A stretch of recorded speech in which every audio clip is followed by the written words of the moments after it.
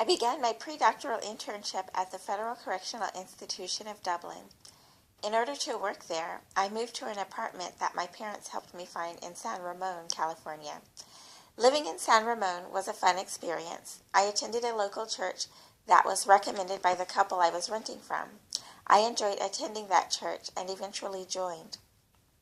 I became a part of the youth ministry, assisting in the children's church during evening services and every other Sunday morning. Fortunately, there were 2 regular services each Sunday, so on the days that I worked in the children's church, I could attend regular services afterward. I also joined the singles ministry and organized an outing to San Francisco to see the Giants play. That was a unique and fun experience for me. Working at FCI Dublin was a nice experience. I enjoyed working with my clients, and I gained experience providing crisis intervention, intake assessment, and treatment planning, anger management groups, stress reduction groups, trauma treatment groups, and individual therapy. I remember having a tiny office on the 2nd floor of a cell unit. Sometimes I would research files for psychological evaluations in a large conference room on the unit. I never felt afraid or insecure. I always felt God's presence with me. Most of my clients attended their sessions regularly and productively and seemed to appreciate my work with them. I'm glad that I had the opportunity to gain experience working at FCI Dublin. I became acquainted with the warden, who was very nice to the psychology students. When our internship was finished, she presented each of us with a copper-tinted glass mug trimmed in gold and a silver pen with gold trim. The director of the internship program presented us with a t-shirt with the facility logo sewn onto it and a certificate of completion dated June 24, 2005. My primary supervisor was very encouraging. He used to suggest that I apply to be hired with federal corrections. I always declined.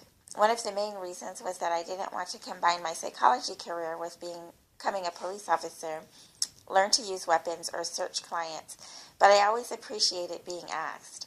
It made me feel like my work was valued and I was seen as competent. My secondary supervisor helped supervision go by nicely because we usually met at Starbucks. I didn't mind that at all. She provided encouraging feedback and advice for the improvement of my clinical skills. There were also several other friendly staff members who provided helpful supervision and with whom I enjoyed eating lunch in the staff lounge. My overall experience in graduate school was pleasant. When it was time to apply to postdoctoral internships, I received letters of recommendation from my research advisor at PGSP, one of my professors at PGSP who also served on my dissertation committee, my primary supervisor at FCI Dublin, my primary supervisor at the family clinic in Burlingame, and my clinical supervisor at the practicum site in Sacramento. As a result of being a part of my research group, I was published 3 times. My dissertation, Relationships Between Ethnic Identity, Trauma Symptoms, and Juvenile Delinquency, was published December 13, 2005.